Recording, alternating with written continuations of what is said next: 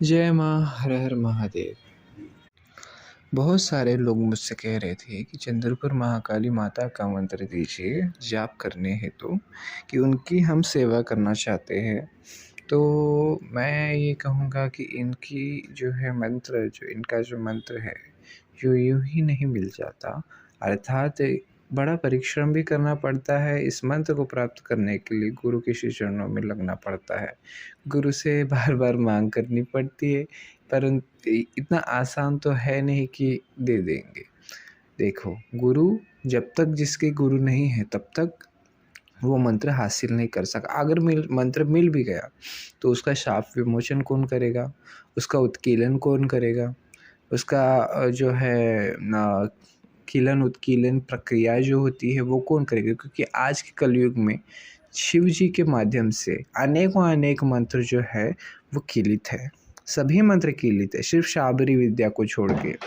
अगर शाबरी विद्या का प्रयोग हो भी रहा है ना हमारे जीवन में, तो वो नवनाथ पंथ से चलता है। शाक्त पंथ में सिर्फ़ और कोल पंथ में जो है माँ देवी भगवती के उन्हीं मंत्रों का प्रयोग होता है जो कीलित है, पर गुरुओं के माध्यम से, गुरु के मुख से जब वो निकल जाता है तो वो उत्कीलित होकर शिष्य तक पहुँचता है।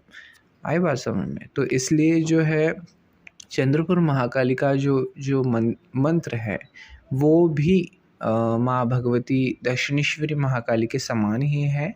परंतु रही बात, फिर से मैं वही कहूँगा कि भैया उसका उत्कीलन करना अनिवार्य है, उसका शाप विमोचन करना अनिवार्य है, वरना उसका कोई फल प्राप्त नहीं होता। एक विधान के माध्यम से उसको ग्रहण करना पड़ता है। सर्वप्रथम आपको गुरु मंत्र प्राप्त होता है, फिर उसके बाद माँ भगवती का मंत्र प्राप्त होता है। तो ये एक स्टार्टअप है, समझे?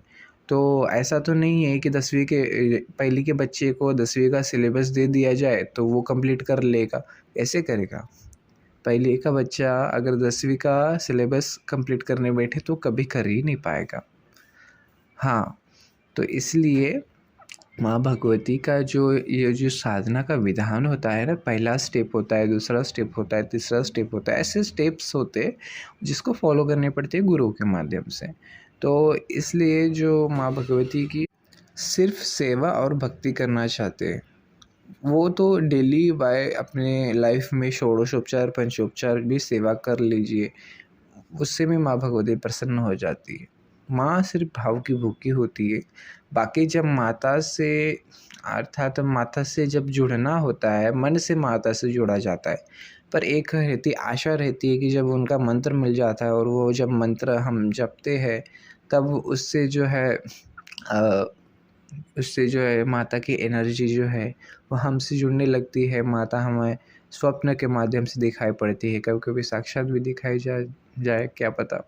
तो इसलिए व्यक्ति के कुंडली के प्रभाव के साथ जो है माता के मतलब अर्थात कुंडली को देखकर भी गुरु मंत्र दिया जा सकता है। जैसे कि लग्न भाव में अगर सोम हो अर्थात चंद्रमा बैठे हो, तो उस चंद्रमा के जो श्री विद्या कुल है, जो श्री विद्या है, उनमें से किसी का एक मंत्र दिया जाता है। तो वही अगर सूर्य बैठे हो तो उग्र देवी अर्थात बगलामुखी, माँ महाकालिका आदि जो उग्र देवियाँ हैं उनका मंत्र उसको प्राप्त होता है गुरु मंत्र के नाम से।